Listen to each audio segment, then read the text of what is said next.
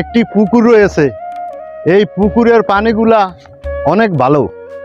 এই পুকুরটাতে শুকনা মৌসুম আসলে অনেক লোকজন গোসল করতে আসে।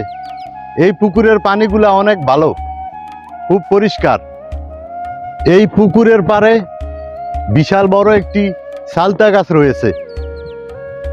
এই সালতা গাছে অনেক সালতা ধরছে।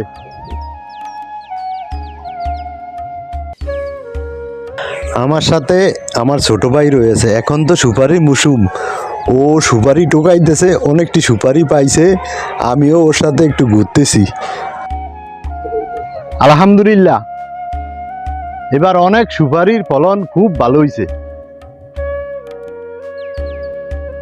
এই ছিল আজকের ভিডিও। নতুন ভিডিওতে দেখা হবে। আজকের মতো বিদায় নিচ্ছি। আসসালামু আলাইকুম।